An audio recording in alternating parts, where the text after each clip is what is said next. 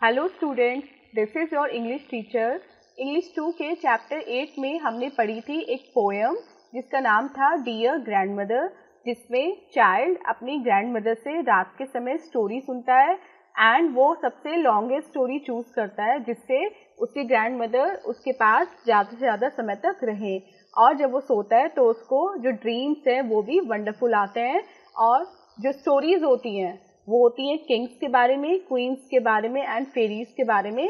तो चाइल्ड को सपने में भी किंग्स, क्वींस एंड फेरीज ही दिखाई देती हैं। आज हम पढ़ेंगे इंग्लिश 2 का चैप्टर नंबर 9 जिसका नाम है द वोल्फ एंड 3 लैम्प्स। ये स्टोरी है एक वॉल्फ की और 3 लैम्प्स की। लैम्प्स की मदर जब किसी काम से घर से बाहर जाती है तो वो उन तीनों को इंस्ट्रक्शंस देके जाती है कि तुम्हें गेट नहीं खोलना है, चाहे कोई भी आ जाए तुम्हें गेट नहीं खोलना है। उनकी ये बातें एक विकेड वॉल्फ सुन रहा होता है। वो डिफरेंट तरीकों से ट्राई करता है उनके घर में घुस के उन लैम्प्स को खाने की, लेकिन जो लैम्प्स होते हैं वो काफ़ी इंटेलिजेंट होते हैं और वो अपनी बुद्धिमानी से, अपने विजडम की हेल्प से वॉल्फ को हरा देते हैं, उसको घर में घुसने नहीं देते। तो स्टोरी काफ़ी इंटरेस्टिंग है। इंट्रोडक्शन मैंने आपको दे दिया है।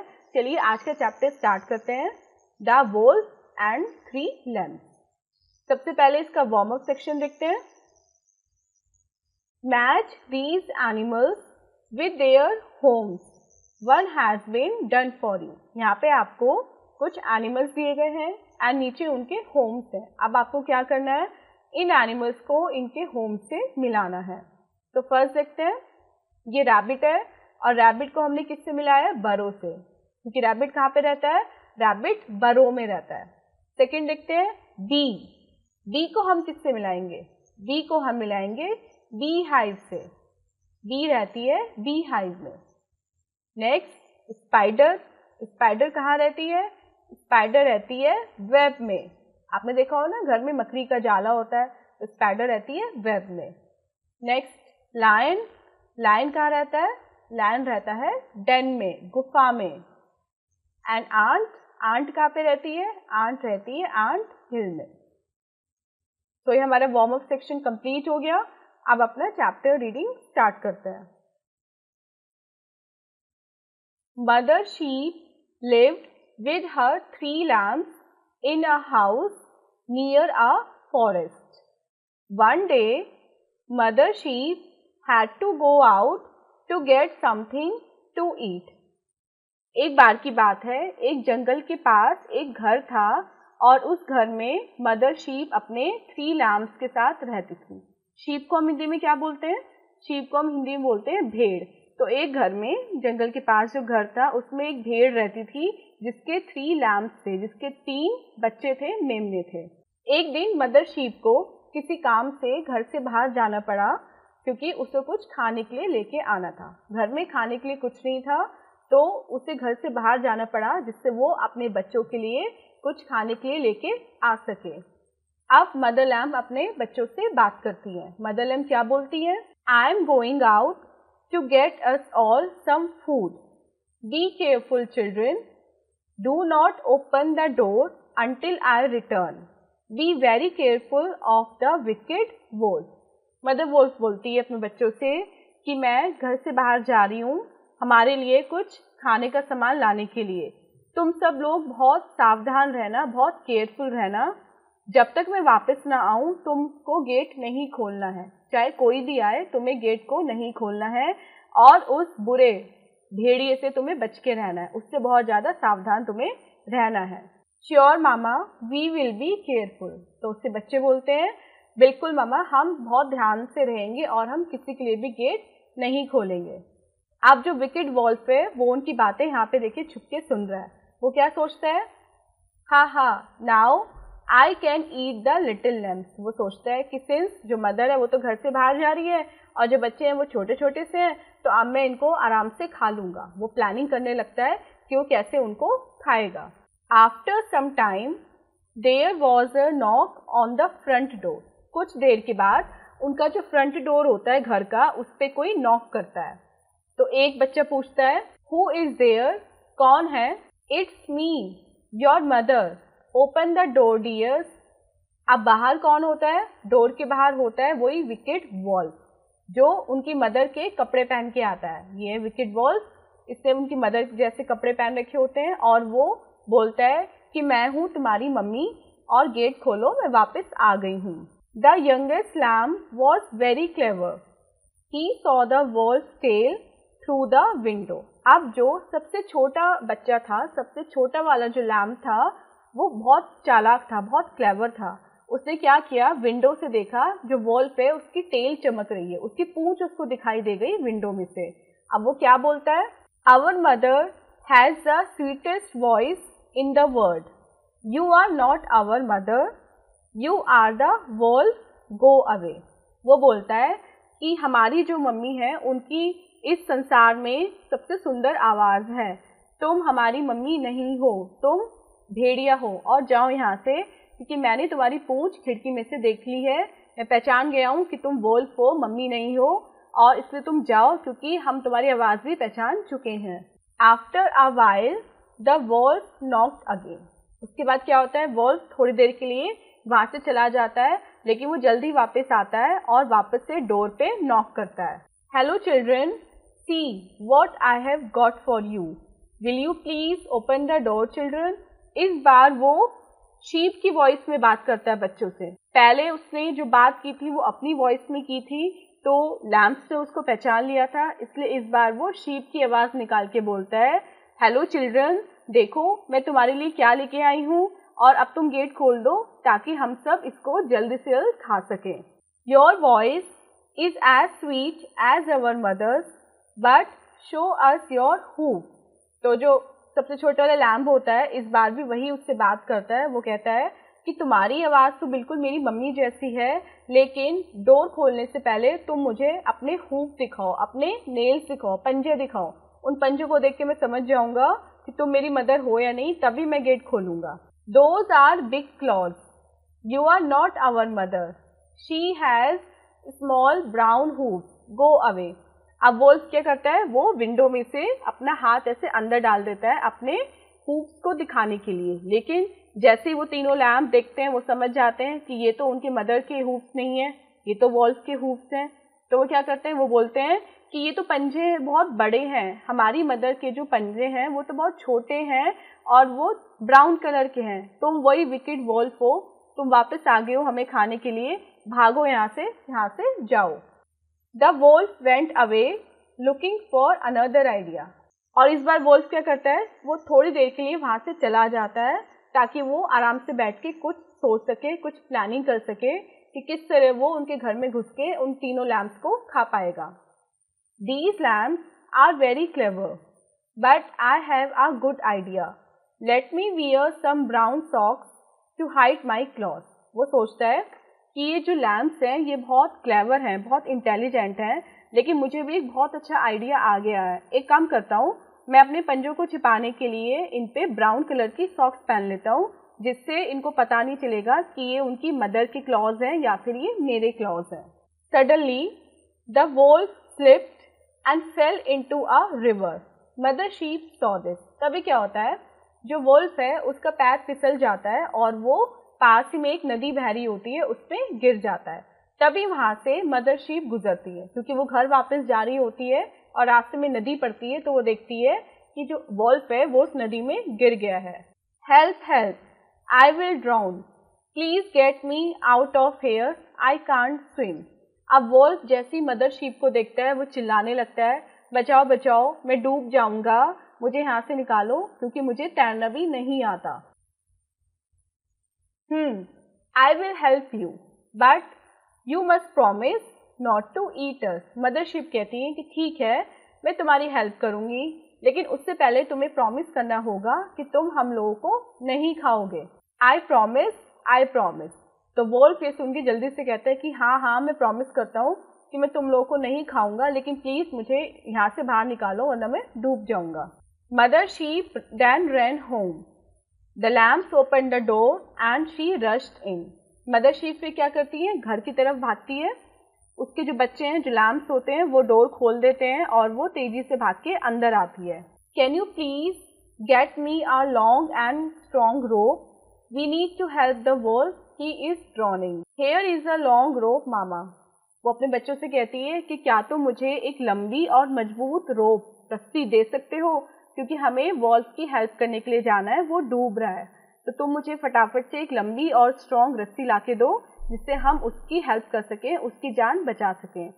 तो तीनों लैम्प में से एक लैम्प अंदर जाता है और एक रोप लेके आता है और अपनी मदर को देके बोलता है कि मम्मा ये रही आपकी एक long rope. Mother sheep and the 3 little lambs ran back to the river. They threw the rope into the river. अब क्या होता है, मदर शीप अपने तीनों लैम्प के साथ वापस भाग के नदी तक जाती है और वहां जाके वो रस्सी को नदी में फेंक देती है जिससे वोल्फ उस रस्सी को पकड़ के बाहर आ सके। Now hold the rope tight as we pull you out. और फिर वो उससे कहती है कि अब इस रस्सी को कसकर पकड़ लो और हम तुम्हें बाहर खींच लेंगे, हमसे मिलके तुम्हें बाहर खींच लेंगे, बस इस रस्सी को टाइट करके पकड़े रहना। How can I thank you? You saved my life. I am sorry, I promise I will never trouble you and the lamps again. उसके बाद जो वॉल्फ है वो नदी से बाहर आ जाता है और बाहर आके वो मदर शीप और उनके तीनों लैम्प से बात करता है। वो उनसे बोलता है कि मैं तुम्हारा थैंक यू कैसे करूं, तुमने मेरी जान बचाई है और मुझे माफ़ कर दो क्योंकि मैं तुम्हारे बच्चों को खाने के लिए आया था। मैं प्रॉमिस करता हूं कि आज के बाद तुम्हें कभी भी परेशान नहीं करूंगा और तुम्हारे बच्चों के आसपास भी नहीं दिखाई दूंगा। तुमने मेरी जान बचाई है तो मैं तुम लोगों से बहुत दूर चला जाऊंगा और तुम्हें कभी भी ट्रबल नहीं दूंगा। Mother sheep was glad to hear that. और ये सुन के मदर शीप जो है वो बहुत खुश हो जाती है। तो स्टूडेंट्स, ये था हमारा चैप्टर। आई होप आपको चैप्टर इंटरेस्टिंग लगा होगा। आप सॉल्व करते हैं इसका एक्सरसाइज पार्ट, जिसमें हमें फर्स्ट क्वेश्चन कौन सा मिला है, चूज द करेक्ट आंसर। हमें क्या करना है, करेक्ट आंसर को चूज करना है। फर्स्ट क्वेश्चन पढ़ते हैं। Mother sheep had, mother sheep के कितने बेबी थे? Mother sheep had 3 lambs. Option third is correct. Second, there was a wicked, एक बुरा क्या था, वॉल्फ था। Option first is correct. Third, the wolf slipped in and fell into the, wolf कहाँ पे स्लिप होके और कहाँ गिर जाता है? जब वॉल्फ स्लिप होता है तो वो नदी में, रिवर में गिर जाता है। Option second is correct. B part देखते हैं। Complete the sentences with words from the clue box. ये आपका क्लू बॉक्स है और यहाँ पे आपको कुछ वर्ड्स दिए गए हैं। इन वर्ड्स का यूज आपको नीचे जो ब्लैंक्स हैं उनमें करना है। आपको करेक्ट सेंटेंस में करेक्ट वर्ड को फिल करना है। फर्स्ट देखते हैं। Mother sheep said do not the door until I return. Mother sheep कहती है अपने लैम्प से कि गेट को, डोर को तब तक मत खोलना जब तक कि मैं वापस ना आ जाऊं। तो वो क्या करने के लिए मना करती है? डोर को ओपन करने के लिए। Second, the lamp was very clever. कौन सा लैम्प सबसे ज्यादा क्लेवर था? द यंगेस्ट, सबसे छोटा lamb, youngest lamb. Third, he saw the wolf through the window. वो विंडो में से क्या देखते हैं? वो तीनों लैम्प विंडो में से क्या देखते हैं? वॉल्फ की पूंछ, उसकी tail. Fourth, the had big claws. किसके बिग क्लॉज थे? वॉल्फ के। तो स्टूडेंट्स, ये था आपका एक्सरसाइज पार्ट। आई होप आपको चैप्टर और एक्सरसाइज दोनों ही अच्छे से समझ में आ गए होंगे। अब मिलते हैं अपनी नेक्स्ट वीडियो में इससे नेक्स्ट चैप्टर के साथ। Till then, take care, bye bye.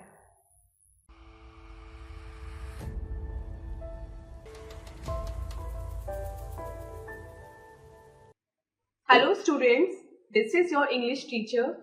In today's video, we are going to learn English 2 Chapter 3. इससे पहले वाले चैप्टर दैट इज चैप्टर 2 में हमने पढ़ी थी फ्लाइंग काइट्स का चैप्टर, जिसमें हमने पढ़ा था मकर संक्रांति के फेस्टिवल के बारे में और कैसे जतिन उस फेस्टिवल को लेके इतना एक्साइटेड रहता है और अपने ग्रैंडपा से अपनी हैप्पीनेस को शेयर करता है। तो आज हम पढ़ेंगे अपना चैप्टर 3 जिसका नाम है the sleepy cat. But before starting the chapter हम अपना वार्म अप सेक्शन सॉल्व करेंगे। तो चलिए देखते हैं वार्म अप सेक्शन में हमें क्या एक्टिविटी दी गई है। Which games are these animals playing? Match the pictures with the names. वो कह रहे हैं कि नीचे जो पिक्चर्स आपको दी हुई है एनिमल्स की, वो कौन सा गेम प्ले कर रहे हैं। आपको उन पिक्चर्स को देख के यहाँ पे जो ये गेम्स के नेम्स दिए हुए हैं इनसे उन एनिमल्स की पिक्चर्स को मैच करना है। तो सबसे पहले देखते हैं ये कौन सा गेम है बताइए। दिस इज वॉलीबॉल, तो हम इसको वॉलीबॉल से मैच कर देंगे। सेकंड देखते हैं, दिस इज बास्केटबॉल, ये मैच हो जाएगा हमारा ए बास्केटबॉल। एंड दिस इज, हम सब जानते हैं कौन सा गेम है जो हम सबको पसंद है, दैट इज क्रिकेट, तो इसको हम क्रिकेट से मैच कर देंगे। And the last is tennis, ये हो जाएगा हमारा टेनिस से मैच। तो ये थी हमारी वार्म अप एक्टिविटी। चलिए आप अपना चैप्टर पढ़ना स्टार्ट करते हैं। Tushar was 7 years old. He loved to play. He never wanted to go to bed. अब इस चैप्टर में हम पढ़ेंगे तुषार नाम के लड़के की स्टोरी जो 7 years का है। तुषार 7 years old है, उसको खेलना बहुत पसंद है, वो कभी भी बेड पे जाके सोना नहीं चाहता।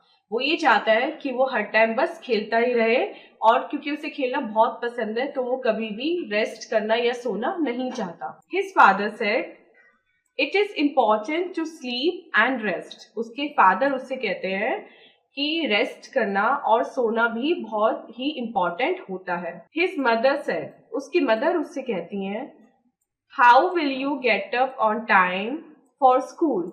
कि अगर तुम रात में टाइम पे नहीं सोओगे, टाइम पे अपने बेड पे नहीं जाओगे, तो तुम मॉर्निंग में स्कूल के लिए टाइम पे कैसे उठोगे। Tushar always replied, 5 minutes more please। और उन दोनों की बातें सुन के तुषार हमेशा एक ही रिप्लाई करता था, 5 minutes more please, कि बस 5 मिनट और। जैसे हम कुछ एक्टिविटी कर रहे हो, कोई गेम प्ले कर रहे हो और हमारी मम्मा हमें बुलाती है ना खाना खाने के लिए कि चलो खाना खा लो, तो हम बोलते हैं बस 5 मिनट और। ऐसे वो जब भी उसके पेरेंट्स उसको बोलते थे कि जाओ अब सोने का टाइम हो गया है, जाके रेस्ट करो, बेड पे लेटो, तो वो हमेशा अपने पेरेंट्स को, अपने मदर फादर को यही बोलता था कि बस 5 मिनट्स और। One weekend Tushar and his parents went to visit Tushar's grandparents. Tushar's parents told everything to them. Grandpa heard all about it and said, "I think I have an idea." एक weekend पे, weekend क्या होता है? Weekend होता है हमारा Saturday Sunday वाला दिन, जो हमारा वीक का एंड होता है, उसे हम बोलते हैं वीकेंड। तो एक वीकेंड को तुषार और उसके पेरेंट्स अपने दादा दादी से मिलने जाते हैं। तुषार के पेरेंट्स तुषार के दादाजी और दादी जी को सारी बातें बताते हैं। वो उनको बताते हैं कि कैसे तुषार बस हमेशा खेलना चाहता है और कभी भी सोना नहीं चाहता, कभी भी रेस्ट करना नहीं चाहता। तो ग्रैंडपा उनकी बातें सुनते हैं और बोलते हैं कि मुझे लगता है कि मेरे पास एक आइडिया है। वो कहते हैं कि मुझे लगता है कि मेरे पास इस प्रॉब्लम का सोल्यूशन है। Sammy, my fat cat can help. Tushar's parents took Sammy home with them. तो वो कहते हैं कि मुझे लगता है मेरे पास एक आइडिया है और मेरी जो मोटी बिल्ली है ना सैमी, मुझे लगता है कि वो इस मैटर में तुम्हारी हेल्प करेगी। तो तुषार के पेरेंट्स क्या करते हैं? तुषार के पेरेंट्स सैमी कौन है? जो फैट कैट है, उसको अपने साथ घर ले आते हैं। Sammy was a slow fat cat, most of the time she just slept. अब सैमी एक बहुत सुस्त सी मोटी सी बिल्ली होती है। वो क्या करती है? मोस्टली पूरा टाइम वो बस सोती ही रहती है। सिंस वो इतनी मोटी होती है, वो कोई फिजिकल एक्टिविटी तो करती नहीं है, तो वो क्या करती है? बस खाती है और सोती है, खाती है और सोती है। That night at bed time Tushar again did not want to go to bed. और जिस दिन सैमी को तुषार के पेरेंट्स घर लाते हैं, उसी रात की बात होती है जब सोने का टाइम हो जाता है। तुषार फिर मना करता है अपने पेरेंट्स को कि वो अभी सोना नहीं चाहता, उसे कुछ और टाइम चाहिए खेलने के लिए। Dad said Sammy would help, said Tushar's father. Hours later, Tushar finally decided to go to bed. तो जब उसके पेरेंट्स देखते हैं कि तुषार तो आज भी मना कर रहा है बेड पे जाके सोने के लिए, तुषार के फादर बोलते हैं कि डैड ने बोला था, मतलब अपने फादर को बोलते हैं कि डैड ने बोला था कि सैमी हेल्प करेगी। कुछ घंटों बाद क्या होता है? तुषार फाइनली चला जाता है बेड पे सोने के लिए। But what a surprise, when he entered his bedroom Sammy was sleeping on his bed. लेकिन जैसे वो अपने बेडरूम में जाता है कि चलो अब मैं फाइनली सो जाऊंगा, वो देखता है कि उसके बेड पे तो सैमी सोई हुई है, और सैमी इतनी मोटी थी कि तुषार को फिर अपने बेड पे सोने की जगह नहीं मिलती। She was snoring like a train, और सैमी उसके बेड पे सो भी रही थी, प्लस वो इतनी तेज तेज स्नोर कर रही थी। स्नोर मतलब इतनी तेज तेज खनाटे ले रही थी जैसे कि कोई ट्रेन चल रही हो। अब तुषार ये सब देखता है और उसे ये सब देख के बहुत ज्यादा सरप्राइज होता है। Tushar tried to shift Sammy but he could not move him, not even an inch. That night, Tushar hardly slept. Sammy pushed him into one corner of the bed. अब तुषार सोचता है कि अब सैमी तो मेरे बेड पे सो गई, अब मैं कहाँ पे सोऊंगा। तो वो क्या करता है, वो सैमी को थोड़ा सा शिफ्ट करने की कोशिश करता है। मतलब वो सोचता है कि सैमी को थोड़ा सा पीछे कर दूं तो उसके बराबर में मैं भी सो जाऊंगा। लेकिन सिंस सैमी इतनी फैट होती है, इतनी मोटी होती है, तुषार उसे हिला भी नहीं पाता, इतना सा भी हिला नहीं पाता तुषार उसको। अब उस रात क्या होता है, तुषार को बिल्कुल भी नींद नहीं आती। क्यों? क्योंकि सैमी ने उसको बेड के एक कोने में ही सिमटा दिया था। उसको बस इतनी सी जगह दी थी बेड पे सोने के लिए जिससे उसको प्रॉपर तरीके से नींद नहीं आई। The next day the same thing happened. अब अगले दिन भी रात को यही चीज होती है। तुषार के पेरेंट्स उससे बोलते हैं कि जाओ जाके सो। तुषार मना कर देता है अपने पेरेंट्स को, और जब वो काफी देर बाद जाता है अपने बेड में सोने के लिए तो देखता है कि उसके बेड पे तो ऑलरेडी सैमी सोई हुई है। Tushar was tired and sleepy but Sammy was on his bed when he went up. उस दिन भी यही होता है, तुषार बहुत थका हुआ होता है और क्योंकि पिछली रात वो सोया नहीं था तो उसको बहुत नींद भी आई होती है, लेकिन स्टिल सैमी तो उसके बेड पे सोई भी होती है। जब वो ऊपर जाता है और देखता है कि उसके पास तो सोने की कोई जगह ही नहीं बची। On the third day Tushar decided to get into bed before Sammy did. That night, as soon as his parents said, "Now it's bedtime," Tushar ran upstairs and jumped into the bed. अब 2 दिन तो तुषार को हो जाते हैं, वो ठीक से ना सो पाता, उसको बहुत थकान भी फील हो रही होती है। तीसरे दिन क्या होता है, तीसरे दिन तुषार डिसाइड करता है कि आज वो सैमी से पहले जाके अपने बेड पे सो जाएगा। उस रात जब उसके पेरेंट्स बोलते हैं कि चलो भाई अब सोने का टाइम हो गया है, तुषार क्या करता है, भाग के सीढ़ियां चढ़ के ऊपर जाता है और अपने बेड पे जाके कूद जाता है सोने के लिए। अब वो ऐसा क्यों करता है, क्योंकि अगर वो लेट हो जाएगा अपने बेडरूम में जाने के लिए तो सैमी आ जाएगी उसके बेड पे सोने के लिए और फिर उसको पूरी रात जागना पड़ेगा। और जबकि पहले वाला तुषार क्या करता था, पहले तुषार अपने पेरेंट्स को बोलता है कि अभी नहीं मुझे सोना, अभी मुझे नींद नहीं आ रही है, 5 मिनट्स बस मुझे थोड़ा सा खेलने दो। लेकिन उस रात उसके पेरेंट्स को सरप्राइज होता है कि उनके एक बार कहने से ही तुषार चला जाता है सोने के लिए। His parents could not believe it. They knew nothing about Sammy sleeping on Tushar's bed, so they did not understand why Tushar went to bed on time. They were just happy that he did. अब ये सब देख के कि हमारे एक बार कहने से ही तुषार सोने के लिए चला गया, उसके पेरेंट्स को बिल्कुल भी विश्वास नहीं होता। वो ये सोचते हैं कि पता नहीं तुषार को क्या हो गया है, अभी तक जो हमारी बिल्कुल बात नहीं मानता था, आज अचानक से कैसे वो एक ही बार में हमारी बात को मान गया। अब उन्हें ये नहीं पता होता कि इतने दिन से क्या चल रहा होता है, कैसे सैमी तुषार को परेशान कर रही होती है, उसके सोने से पहले उसके बेड पे सो जाती थी और तुषार रात भर जागता रहता था। इस बात की जानकारी तुषार के पेरेंट्स को बिल्कुल नहीं थी। उन्हें ये बिल्कुल भी समझ में नहीं आया कि आज अचानक तुषार को क्या हो गया कि वो टाइम से अपने बेड पर चला गया। उन्हें तो बस खुशी थी इस बात की कि फाइनली तुषार सोने के लिए चला गया और अब वो रात को देर तक नहीं जागेगा और प्रॉपर रेस्ट और स्लीप लेगा। सो student, this was the chapter. I hope आपको चैप्टर इंटरेस्टिंग लगा होगा। चलिए इसकी एक्सरसाइज पार्ट की तरफ चलते हैं। यहाँ पे सबसे पहले हमें मिले कुछ मल्टीपल चॉइस क्वेश्चंस। हमें क्या करना है, हमें क्वेश्चन पढ़ना है एंड उसके 3 ऑप्शन जो मिले हैं उनमें हमें करेक्ट ऑप्शन पे टिक करना है। So first question is Tushar love to. Tushar को क्या करना पसंद था? तो जैसे कि हमने अपने चैप्टर में पढ़ा, तुषार को खेलना पसंद था। Second, Sammy was a. Sammy कौन थी? सैमी एक फैट कैट थी। Third, most of the time Sammy just. Sammy अधिकतर समय क्या करती रहती थी? सैमी अधिकतर समय बस सोती रहती थी। Fourth, Sammy was sleeping on Tushar. Sammy Tushar के कहाँ पे सो रही थी? सैमी तुषार के बेड पे सो रही थी। तो यहाँ पे हमारा करेक्ट ऑप्शन हो जाएगा second. Let's come to the B part. और बी पार्ट में हमें क्या करना है? Complete the sentences with words given in the clue box. ये हमारा क्लू बॉक्स है, इसमें हमें कुछ वर्ड्स दिए गए हैं। इन वर्ड्स की हेल्प से हमें नीचे ये जो सेंटेंसेस है इसमें जो ब्लैंक्स हैं उनको फिल करना है। सो फर्स्ट देखते हैं, Tushar wanted to go to bed। Tushar bed पर जाना चाहता था। जैसे हमने चैप्टर में पढ़ा, तुषार बेड पर कभी नहीं जाना चाहता था, उसका सोने का मन कभी नहीं होता था। तो यहाँ पे हमारा करेक्ट ऑप्शन हो जाएगा never. Tushar never wanted to go to bed. Second, Sammy was like a train.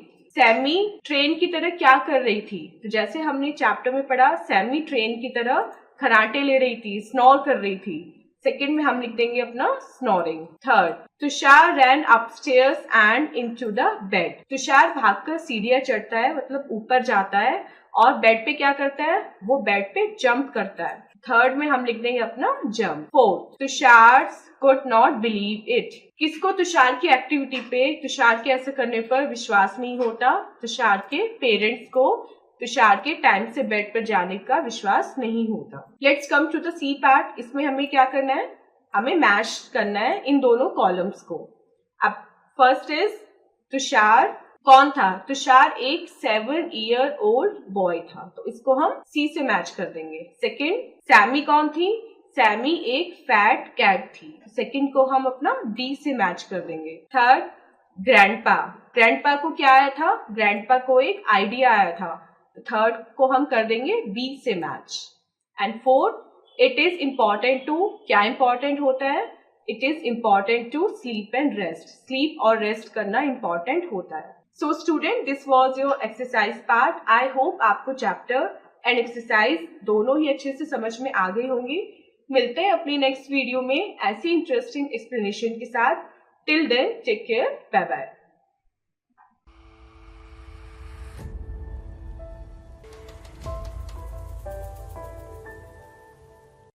Hello students, this is your English teacher. English 2 के चैप्टर 4 में हमने पढ़ी थी एक पोएम जिसका नाम था द एलिफेंट। उस पोएम में हमने पढ़ा था एक एलिफेंट के बारे में और उसकी क्वालिटीज के बारे में, जिसमें पोएट हमें बताता है कि एलिफेंट कितना ग्रैंड होता है, कितना ग्रेट होता है, उसका साइज और शेप कितनी बड़ी होती है, उसका वेट कितना ज्यादा होता है, उसके ईयर्स लॉन्ग होते हैं, उसकी जो टस्क है वो कितनी स्ट्रांग होती है। तो उस पूरी पोएम में हमने एलिफेंट के बारे में ही पढ़ा था। आज हम पढ़ेंगे इंग्लिश 2 का चैप्टर नंबर 5, जिसका नेम है आवर नेशनल सिंबल्स, हमारे राष्ट्रीय प्रतीक। जितनी भी कंट्रीज हैं इस वर्ल्ड में, उन सभी के अपने अपने सिंबल्स होते हैं, अपने अपने नेशनल सिंबल्स होते हैं। वो नेशनल सिंबल्स क्या होते हैं? वो किसी भी कंट्री को किसी भी जगह रिप्रेजेंट करते हैं। मतलब अगर आप अपने नेशनल सिंबल्स कहीं भी देखें या आप अपने नेशनल सिंबल को यूज करते हैं, तो वो आपको एक आइडेंटिटी देता है कि आप किस कंट्री के रहने वाले हैं, किस देश के रहने वाले हैं। तो आज हम अपनी कंट्री इंडिया के ऐसे कुछ नेशनल सिंबल्स के बारे में पढ़ने वाले हैं। So this is our today's chapter, our national symbols. लेकिन चैप्टर स्टार्ट करने से पहले हम इसका वार्म अप सेक्शन सॉल्व करेंगे, जिसमें हमें क्या करना है?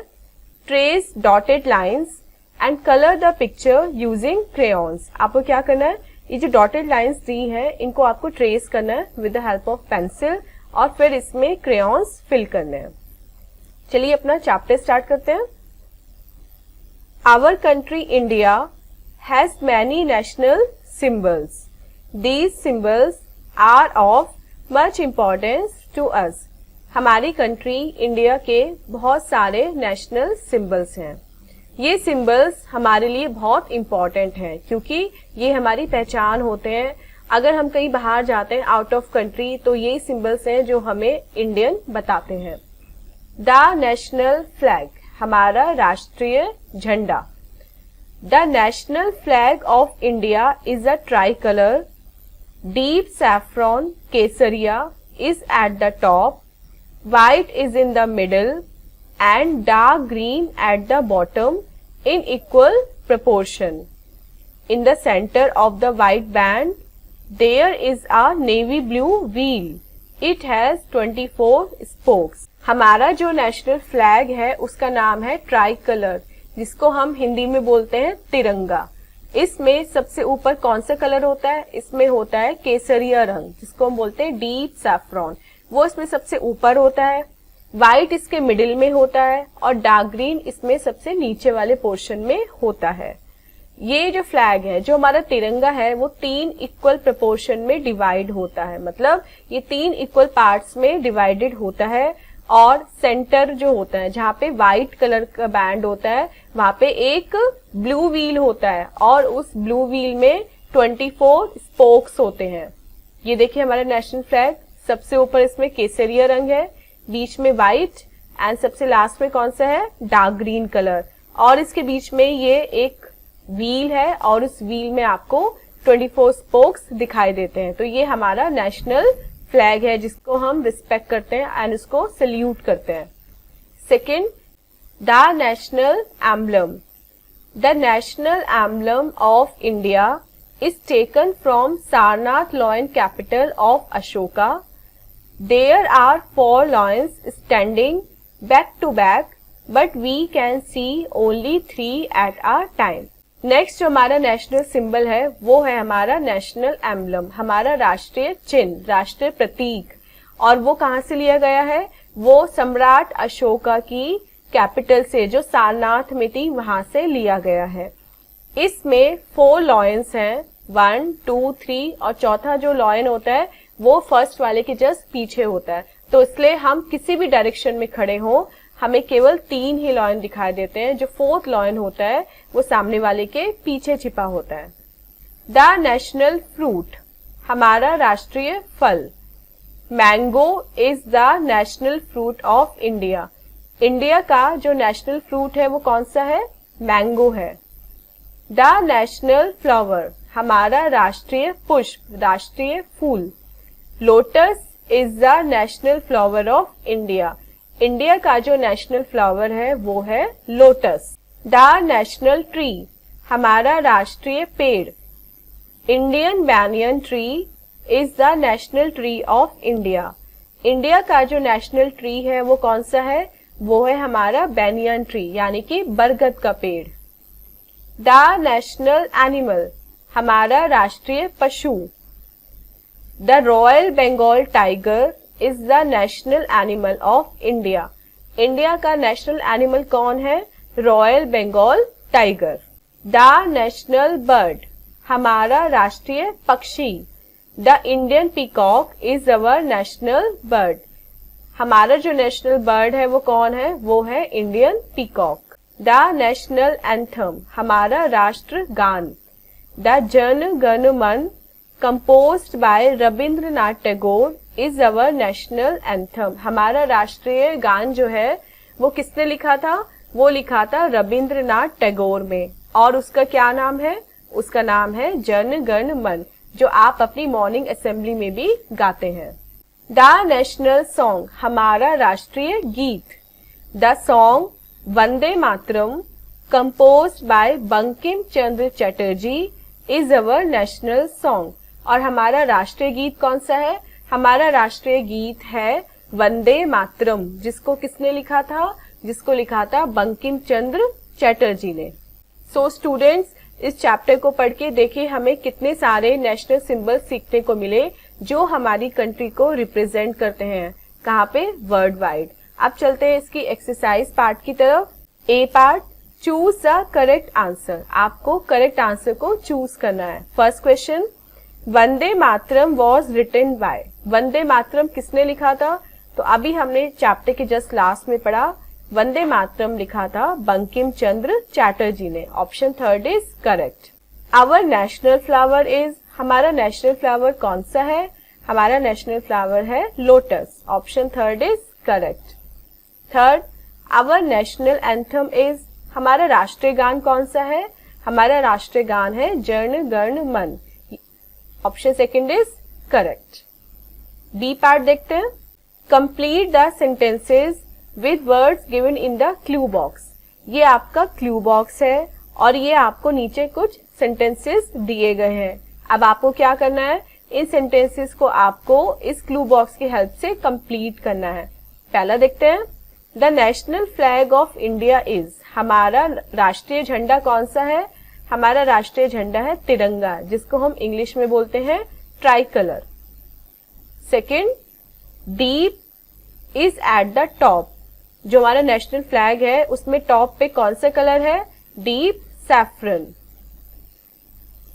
Third, in the centre of the band there is a navy blue wheel,